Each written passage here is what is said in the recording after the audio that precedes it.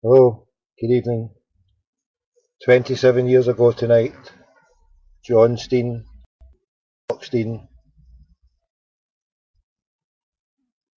passed away, and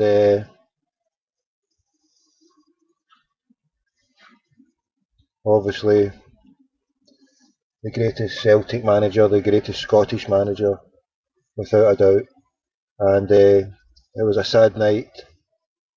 The triumph of Scotland getting through to the World Cup, it meant nothing. Going back the years to the time when Celtic won the big cup, and Bill Shankly said, "You're immortal." And the other phrase that Bill Shankly said, that life is more important than football. Football is more important than life. Well, sadly, life is more important than football. And when Big Jock died that night, I was only a 13-year-old boy, but it was a sad night. Sad night for Scottish football, and his legacy will live on forevermore. And thank you for joining me tonight. And God willing, we're going to have a special guest on the line here tonight. We've got a special guest here. Is this Terry O'Neill? How you doing, Tommy? Terry O'Neill, fellow exile from Clyde 1. How you doing, bro? I'm good, Tommy. Thanks for joining me tonight. Just doing a quick podcast here. We're talking tonight, 27 years ago. Do you remember it clearly what happened? And were you at the time, 27 years ago? A Big Jock died. Yeah. Yeah, I remember just like a lot of people watching it on the telly and just thinking at the time that obviously it was bad when you see him slumping over. But I didn't know until I read it the day. I was reading in that Daily Mail the day they said that in actual fact everybody thought it was a heart attack. But he was taking medicine at the time. It was to stop his lungs filling up, and apparently hadn't took it. And that's what actually brought the illness on, was his lungs were filling up with fluid rather than the heart attack. But so I didn't know that until I read that today. I was just looking at some of the old quotes that Jock's famous from, some of the not so famous ones, but I think Jock Stein was one of the guys. I've only seen a couple of them in my life. I'd say him and Bill Shankly are guys that you just, it's hard to put into words, but whatever comes out their mouth, you just focus in on it. They're like a magnet for people, and just because they talk that much sense. I think it's because of the background they come from as well, with mining stock. And Jock, for instance, he said, one of his quotes about he's talking about miners, he says, you go down that pit shaft a mile underground, you can't see a thing, and the guy next to you, you don't know him, you don't know who he is, yet he's the best friend you'll ever have when you're in that environment. And I think when you've been a miner and you see the harsh reality of life, it brings a lot to your character, and you can see that in Jock Stein. And one of his quotes about Celtic fans was, he said, I enjoy being a manager here because I like the people who support us. Just see simple things like that, but they're important. Yeah, the famous quote straight after they won the big cup was, it was important and it was a manner the way we won it. Any other quotes you've got there? Can you hear the last ones I was saying? Yeah, I did. Have you any other ones there you've got there as well, Terry? I just what you were saying a minute ago, but we don't just want to win the European Cup, we want to do it playing good football, we're making your truth glad we won it. Please remember how we did it. I mean, that's just, I grew up, like yourself, Tommy, you're an age group with me. I never knew anything other than Celtic. I mean, when I was 7 years old, we won the European Cup. By the time I was 10, we were in another European Cup final, countless semi-finals. And so we were spoiled because every team we watched was probably, in that era, well, not probably, definitely the greatest team that I've seen wearing a Celtic strip. And it's all hugely, mostly down to Big Jock. See, sadly for me, I came in I saw the Celtic against Real Madrid, and I've only because I was born in '72, so the stuff that I remember for Jockstein was mostly the stuff at Scotland. I was just thinking earlier on tonight. I was at the World Cup in '82, and of the three World Cup games, I was at two of them. The one in Seville, it was a 10-year-old, 4-1, and that for me cemented my true love of football. Okay, there was Scotland there, and there was some brilliant players on the Scotland side, but when I think of Socrates, Zico, Adair, that was a football that just 15 years previously that Celtic were playing, sweeping all in front of us. And I was privileged at that time, and just straight after it, well, the Russia game, they were supposedly, I was staying in a place with my uncle in Portabanus, and supposedly, well, apparently the whole team was about 3 kilometres or 4 kilometres away, all holed up, and the night after they get out, they had a big meal right on the port, and I got signatures from a good few of them, big jock, and the book was I took it back, and to this day I don't know. One of my mates at that time, about 30 years ago, half in shit. But at that time, I mean, I was in awe. I mean, the way they set up at that table, he was at the top of the table and all the rest of them. But I mean, for me, that's one of my saddest times. Well, that I wasn't there at the glory times. Give us some memories from the glory times, if you don't mind, Terry. From pick out a time that you can remember. You say you were 7 when they won the big cup. I mean, tell us something from that time. Well, my memory, obviously, I'm 53 now, so I was just a wee boy, but I remember it was a Thursday and it was a holiday of obligation, so I stayed in Germiston at the time. I used to go to the Rock Chapel, so it was a 5 o'clock kick-off that night, and I think I was going to 6 o'clock mass with my ma, or get dragged to it, really, because I didn't want to go. And my memory at the time is going down the street, and it was like the last day on earth. There was nobody about. I think there was only a handful of people in the chapel, and I was being one of them.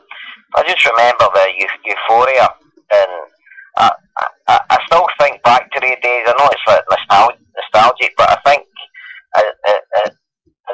as you get older and they get more sophisticated, the more you get, sometimes there's a wee bit of a downside. You lose things. I always remember my earliest memories was Celtic Park games. It had been an event. I mean, I stayed in the Garngaz Racing Hill, so we used to walk to it, and you could see like the floodlights in the distance, just that like smoky atmosphere. So very kind of cold, almost no foggy, but that kind of crispness in the air, and just walking up towards the match, seeing the lights, and just there was always a kind of 20 minutes before kick-off, the lights came on a wee bit, and then it just seemed to get more intense, and then the teams coming out of the park. It was just that. Whereas everybody knew we've got wall-to-wall coverage with television. At that time, I lucky to get a wee bit of highlights. So the actual event, the game itself was everything. It was all encompassing. Dean, there was the event itself, because it was. I remember my first Old Firm games back in the early '80s. It was before the TV, and then actually being there, because you knew nobody else was seeing that. The only people were going to see it later on was 20 minutes on Sports Scene or Scott Sport the next day. But so you were actually one of a just a rare breed, and primarily that was the reason how Rangers managed to cheat us for so often. Was with the advent of TV, we could see how much the cheating was. But sorry for digressing with that nonsense there. Back to whereabouts were you? Or when you were a kid, when you used to go, were you in the jungle? Were you in the Celtic end? I was a jungle man, right in line with the 18-yard line towards the Rangers end. Right. My seat's not that far for there now. I'm in the North Stand, and I'm more or less on the byline, about 20 rows back for the front. But that time I used to stand in the same bit every week. You see the same guys every week. My mate Chuck, he's a taxi driver down in Manchester. Used to meet him. Me and him, he would argue black, I'd argue white. Like I was overly critical when I was younger. Players, I used to nobody was good enough for me when I was watching. I used to ball and shout, and he was a bit more kind of. I mean, I hated Tom McAdam and Tommy Coyne, for instance, and he loved them. But it was just I've interested much more. If a guy can stick the ball in the net, it doesn't matter so much the rest of his input. So that's why I've got a lot of sympathy for the likes of Stokes and Hooper. If they stick it in the net, that's good enough for me. Whereas when I was younger, if they weren't sticking it in the net and putting in a shift and like beating players, they had a good game. But now I'm much more pragmatic. But at that time, it was just I worked in the railway. I was telling my boy about it because he's talking about going to Lisbon, and I was really lucky. I left school and almost 17. I got a job in the British Rail Engineering, the Cali as we called it. That was short, and that was quite unique in itself because up until that time, or about a year before I started, it was heavily, if you're a Catholic, you didn't get in, or hardly ever get in. But I think the fact one of the guys, it was saying to do with the employment side of things, and it was an aptitude test was what set the standard. So the likes of the year I started, it was about 75% Tim's get took on. So a lot of the guys I get took on with were all young apprentices, and in the railway you get a free pass once you've been in there a wee while. So we used to go and see Celtic in Europe with a free pass, and just worry about our drink money and the price of a ticket. The fare was paid for because it was a free ticket. So they were good days as well. I've seen the likes of, we beat Ajax Amsterdam at 1983. George McCluskey scored the winner. Charlie Nicholas scored an absolute belter, man. He chipped the keeper. And in fact, I met George McCluskey in the Butchers one day. He's Fjordingson as well. I was still in the Butchers, and I gave him a blow-by-blow account of his goal. Like George is a taxi driver, I know. I think one night I was drunk in his taxi and I covered the same subject. So good memories. I've just seen another one of Big Jock's quotes for Lisbon. And here's another wee simple one. Just shortly before kick-off in Lisbon, he apparently said to the team, we must play as if there are no more games, no more tomorrows. So it was on the line, and I think that one of his biggest things, obviously, he's tactical astute, but he gave the players an unbelievable belief in themselves. Like Bobby Murdoch said that we went out in the park and we feared nobody, and it was doing the Big Jock. So he was obviously a great manager as well. That's one of the most important things. When I became a salesman, I read all these self-help books, and they were all American stuff, and one of the key things I took, and I hear them now, sports psychologists, to talking all about football. And if you go into a pitch in a game or whatever, and you think you're beaten, then you are. It's all about belief and the attitude. And Martin O'Neill had it at the time. The players said that prior to the Liverpool one, the speech that he gave was so inspirational. It was just beyond the pale, and people who have got that gift to get people charged up and go that extra yard. And Jock Stein had that by the bucket load, and that's what delivered us ultimately the European Cup, because whatever he sent those players out there with. And one of the quotes one of my friends just mentioned there just before I was starting there, obviously at the time the Zombies weren't too clever back then, and one of them says, well, you only won it because you had 7 Protestants in your team. And he said, well, what was your excuse? Because you've got 11 in your team. Exactly. And another one on that subject was when he was showing them up, the Rangers, for what they are or what they were, what they still are in this safe coexistence. When he was asked about would you take a Catholic boy or a Protestant boy, and he said, I would take the Protestant boy every day of the week. And then obviously the reporter would think, I'm going to catch him out here. And he said, well, why would that be? Why would that be? He says, well, we're always going to get the Catholic boy. He says, and the Protestant one, well, it stands for itself. I mean, the fact that it showed the Rangers up that they wouldn't even touch a Catholic, so they would always go for the Protestant one, because, well, it didn't matter to a club like Celtic whether you were Catholic, Protestant, Jewish, Hindu, or whatever. We took them on board, and that showed, it was a brilliant guy in many ways, He'd never be up there in the morning to catch Jock Stein. I mean, another one on that line was he was asked about him being the first Protestant manager of Celtic. Well, when Jock became a manager, he was only the 4th manager in history of Celtic. So what Jock says, well, that makes me That makes it 25% of Celtic's managers have been Protestants. So, It was double wide. It was double wide. He always had an answer. To go back to what you were saying about the motivation stuff, it used to always annoy me, still does, when they used to get guys I know a lot of it was to do with the questioning of the reporters, but if you get a reporter, say, interviewing the Dundee manager, the Dundee United manager, Motherwell manager, playing a Rangers game, they would always focus in on, so what do you think about Rangers and who's their danger? See, if it was me, I'd go, wait a minute here, I want to talk about my players. I want to talk about the fact that I believe we'll beat Rangers tomorrow. These guys were beat before they were on the park. They were talking up Rangers when they had a wee bit of airtime to actually talk up their own team. It should be going like that, regardless of what the guy says to them. Turn that about. Talk about your own club. Say, I'm not interested in Rangers, I'm here to speak about my team.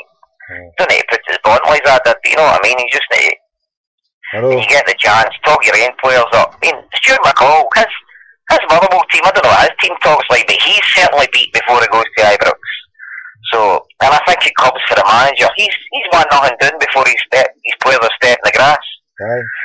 It's easy to do that as a manager, because you go there with a negativity. The other side of the self-help book is that if you think you're beaten, then generally you are. So a lot of the teams who turn up at Old Trafford, not all the big teams, it doesn't matter what sport, but you get the big name, the big superstar, and you see it. I mean, the team sports, the tennis ones is the best ones to see it, right? Because you see the big name player going a set down, or maybe even sometimes 2 sets down, but then you see the weaker player tiring, making more mistakes, and then the better player comes to the fore and shows it. And well, at that point, at the point where the weaker player, if he had that belief to take on, but he never had that belief to begin with, and suddenly that's where the pendulum swings. And for something like football, you know, well, the pendulum swung for Jock Stein many times because of the way, you know, they played the football. That's it. You got to have belief. And Big Jock obviously instilled it in everyone. Had an eye for players, an eye for tactics, and he was a colossus of a man, and they could instill that belief in players that they could be the best. So going back to the day when they won it, you were in the chapel for the second. Did you see the first half, or were you in it for the second half in the chapel? What?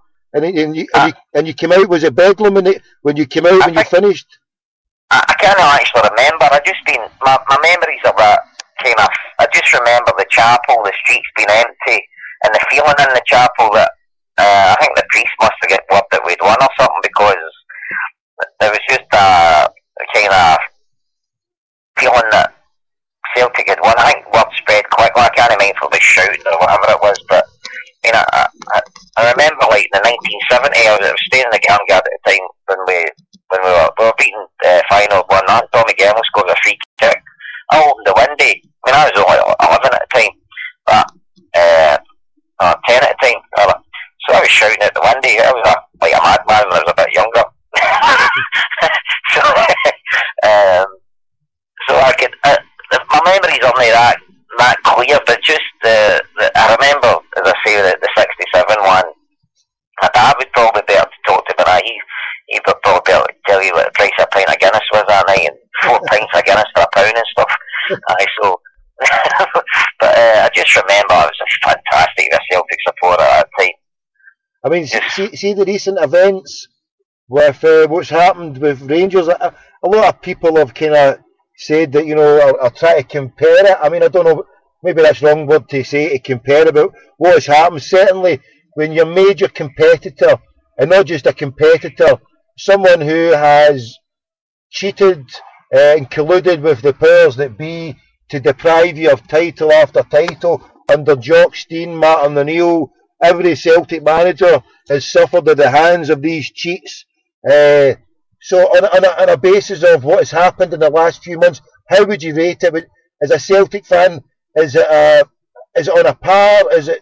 I mean, for me anyway. I mean, I'm talking about the feelings. I mean, I can only imagine, because I wasn't there at the time, and you know, to be an adult at the time or a child even to see it, I can only imagine it. But at this time, as a Celtic fan, I mean, I think the only thing that can top what has just happened to a Celtic fan for the amount of joy and fun and happiness has to be winning the European Cup, because there is no other explanation. I mean, a lot of time I've had to pinch myself at various stages saying, is this for real? And then the fun and joy at laughing at them and their stupidity and the way they are. I mean, how would you rate it basically, Terry, is what I'm saying in comparison to what happened? Oh, it's a different type of feeling. You're laughing at their misfortune, and it's like we said to suffer. I mean, you, me, countless Celtic fans that have phoned radio shows have been ridiculed and put down over the years as being paranoid fundamentalists, or more recently an internet vampire. But the language or the description changes, but the same feeling is that, or the same sentiment was that you never had a case to answer, of that you were paranoid. I mean, I phoned Radio Clyde one night and I said, because I think it was Graham Spears had touched on the fact that there was bias at one time, but usually they weren't specific. So I said, so when in the past could a Celtic fan have phoned up and accused the powers that be, referees or what have you, or the SFA, of being biased, and they wouldn't have been ridiculed for it? When could they have phoned? So the usual, don't answer your question and hang up on you. But I think it's not that you needed to be vindicated, because I think you have a sense yourself. You grow up and you sense what's fair and you sense what's right, and you've got a kind of inkling to what's right and what's wrong. And I think we knew. I mean, I like to say Ewan Norris for me. He's just another example. He's just another one off the production line. That Hearts game wasn't a mistake. That was him taking an opportunity to apply the rules strictly. Ball hits a hand, but was it deliberate? Never in a million years. But in his book, he can give that decision, and there'll not be a word said against him by ending address. He'll get further big games in the future, and it goes on. But that's a line of progression. That's a line of progression for them. And it's only a line of progression. Look what happened to John Rowbottom when he gave Gaza the yellow card. Remember that Hibs game with the one, I think it was 7-0 or something? When it was at 3-0 at half time, Gaza pulled the card and they booked him. And then his career was sidestepped for a good long while. If your face doesn't fit anywhere in Scottish football, then you're sidestepped, and people who get places are ones who are given the favoured team. The bit where I would see the bit you were talking about, standing in the jungle, wasn't he on TV, but right in front of my own eyes, game after game, watching Celtic get an appalling decision after appalling decision, and the boys in the blue were just waved to play on, and the boy in the black would just put his hand out, play on. The Celtic player would be lying on the deck, and then that was a foul, and the decisions were just atrocious, and you were like, and then, like you said, there was no platform, there was no outlet, there was nowhere to go to put the way we can do it now. We can do our own radio, we can do our own pieces where thousands can read it, and we can keep to our own and do our own stuff, But then it's mind blowing how they managed to do it. I mean, they must have. Well, they died a death when the TV cameras were allowed full coverage, and they died a further death when the internet vampots were allowed to do their piece. Well, the thing that likes to Phil McGillivan's to be congratulated on, he brought down the likes of Dallas and Dougie McDonald. See, if it wasn't for Phil McGillivan, they would still be in power. They would still be there. And Phil, for me, he's played a big part in this. I just think we're in a new era now, and the scrutiny, the press for a start. I mean, I was listening to Roger Hanna for a wee bit tonight. The reason I tuned in, I stopped listening to Radio Clive. I just tuned in because I thought you were going to go tonight, Tommy. But so did I, mate. I went a cropper, mate, but never mind. Does it say I have you? Like you say, I'm listening to him. He sounds like a guy that you think to yourself, is he really that stupid, or has he been deliberately obtuse towards his listening audience? And if he is, either way, he shouldn't be on that show, because he's doing a disservice to his listeners. I mean, one night I phoned up and I was asking him about the situation whether Rangers should have been allowed a licence to play in the European Cup, given that they had a £2.8 million tax bill. No, he said he adopted this condescending attitude. He went, "Do you know, Terry, there's nothing against teams being in debt." That was his line of kind of reasoning. So I waited, didn't interrupt him, and then I get a chance to come back in and I said, "Look, there's a big difference between being in debt and on a tax authority." He says, "You know, that a tax authority, UEFA, have laid down the rules that you can't be allowed to enter European competition." I said, "That's what we're talking about here." But he deliberately tried to muddy the waters there. I don't believe he's that stupid. Sounds stupid, but I don't believe he is that stupid. Maybe he is. No, definitely not. They're fighting for their lives here, because this thing now in the next couple of days is key for me for the whole thing and what's going to happen with BDO in the next week or so. Now, where do you, for me, unless, I mean, I don't want their filthy titles, but the fact is they must be stripped of them for there to be justice. If there's not, then there's no justice in football in this country, and for the last 15 years we've been sold a product that has been fundamentally 100% corrupt, because and people have tried to point out, and it's a thing that they, like as you say, totally obtuse about it, and don't want to talk about the fact that a contract where a player has been given extra money that hasn't been in the main contract is a second contract, and it's illegal. So it means that players on an industrial scale, I can't remember who quoted it on that basis, where over 100 players in a 10-year period, that's an industrial scale as you can get, compared to the one admitted one for Celtic, you know. So it's all busted and bullshit. This is key for me, how it's going. Round it up, because I'm going to finish it off, give us your final thoughts on how you think, and what I'd asked you originally do, Terry, was, I'll get you back in another time, but give us your thoughts on how you see this is going to envelop in the next few days, week. I'm not actually sure, but I think that I think Rangers will end up. Obviously, they're going to be liquidated. They're still in the ministry. They're going to be liquidated, but I think it's all going to end in tears with Mr. Green as well, because unless he gets that share issue, a successful share issue, I can't see how they can finance Rangers to finish the season. And he'll make it. I mean, see all that today. He doesn't care one jot about Rangers history. All that sabre rattling the day was to get the gullible to buy shares. That's one of his opening gambits. The more he says and stands up, he looks like, oh, he's our champion. He's standing up for us. They've not got the brains to see that. I mean, what I would say to any Rangers supporter is there's 23,000 of your fellow Rangers supporters had shares in Rangers. The club that you care, the club that you tell us is still in existence, is still the same club. Tell that to the 23,000 shareholders, because they don't have any value in these shares anymore. These shares are not in smoke. And tell that to the debenture holders that it's still the same club. And you know, and what this guy's trying to do, use once again, is to get you to invest in a club. That if you don't invest the right amount, and even if he's dead, the chances are these shares are going to go up smoke and all.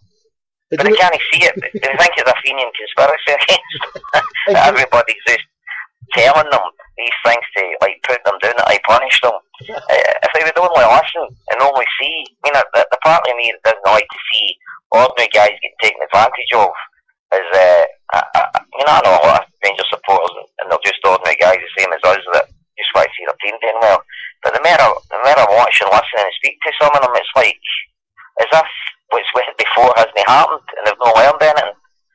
So I don't, to answer your question, I don't really know what's going to happen.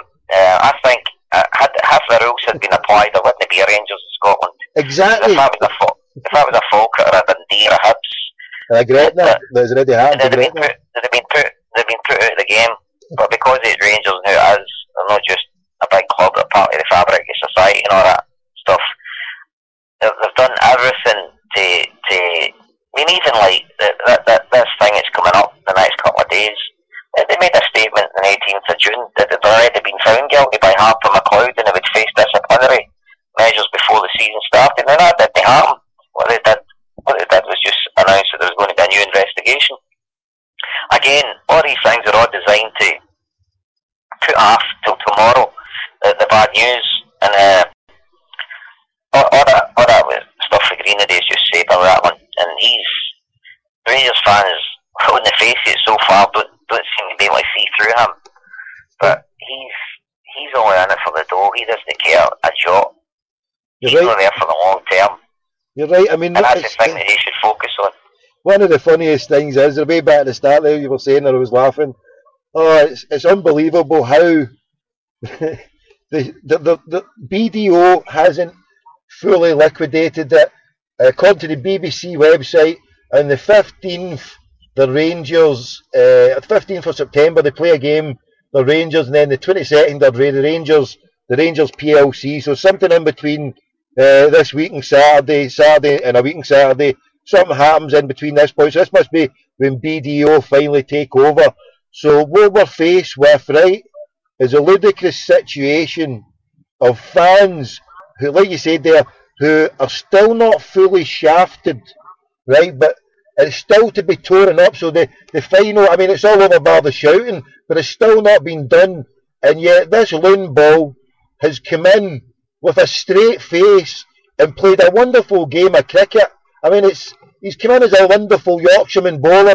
He's bowled them all over, but he's wit and charm and clapping at fuck the thing with, you know, and stand up if you hate this. So he's played a flanker, and I mean, it's beyond belief how he can turn around and say buy shares, and yet the shareholders, 23,000 of them, as you said there, are just waiting for the final coup de grace, or the last one's been ripped up. How is it possible? Or who in their right mind is daft enough? Maybe they are daft enough that they're going to buy every single share. It's just beyond belief. Who's going to buy it? See if somebody was to tell them, look, Charles Green is going to get you to buy shares in order to pay off partially Craig White and pay off Ticketus. They would think that you were fucking off your head, off your rocker, just saying that to get it up them kind of thing. But that is the reality of the situation. We're still in the background. They're just lying low. Charles Green's the front man. It's just a full smoke screen again for him to raise money. If he doesn't raise money, you don't need an accountant to look and see where's the money coming in. It just doesn't make sense. The figures don't add up. So unless that share issue, as I say, is a success, it's only a matter of time before the new entity ends up getting the Swanee, as I said before.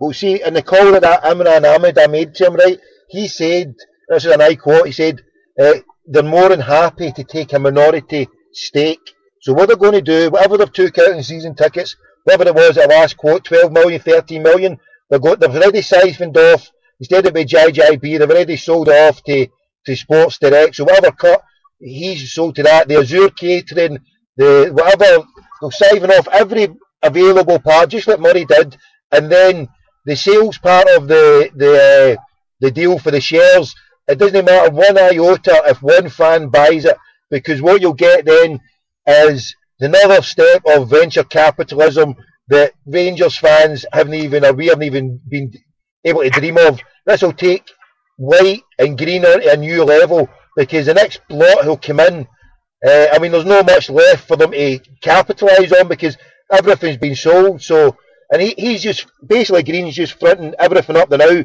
He's making everything. He's just dressing up a pig with makeup and lipstick. And the sad effects are, a pig, you can dress it up as much as you like, but a pig's a pig. A pig's a pig. I mean, you can make a pig's idiot, and that's what hopefully we're all hoping he's going to make, is a pig's idiot.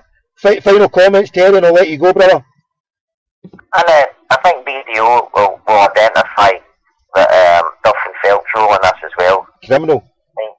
You've got to ask yourself why. You don't need to fully know the question, but just ask yourself this: why was Craig White keen on them being the administrators? Yeah. Because Craig White is only interested in Craig White, so he knows there's an angle there that he can work if they're the administrators, but not if somebody else is. Yeah. So that tells you in itself, without knowing the details, the details will come out in fullness This is going to be good. The bit I'm looking forward to is the BDO bit. The bit I'm not looking forward to is what these authorities are going to do. If they let them off scot free with the trophies, it's going to leave a sour taste. I think BDO. I don't see that happening. I think stripping the titles is a minimum. That's like return of stolen goods. Like you say, there shouldn't be a team. There shouldn't be a team playing on that pitch in Scottish football now. For what they did to the Scottish football just for last season alone, which should have been suspended for a year at least, and then further action down the line to be taken for this. They shouldn't have been allowed to play this season at all. But there you go. That shows you the level of corruptness in Scottish football. That a cheating team like that over a decade has pulled the tricks that they've pulled, and then the final coup de grace.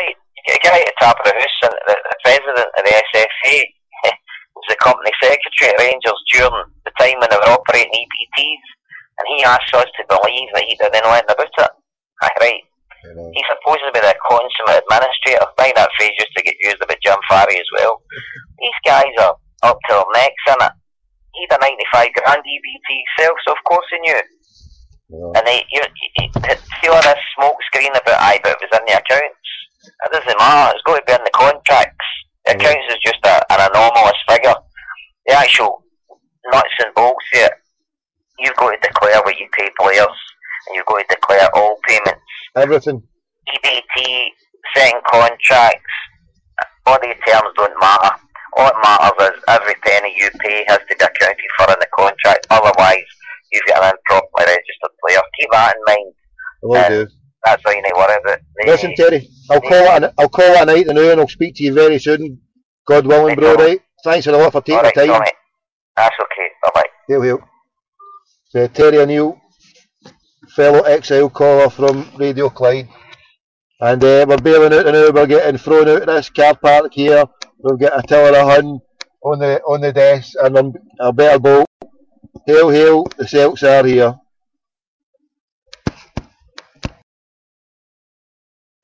Yeah.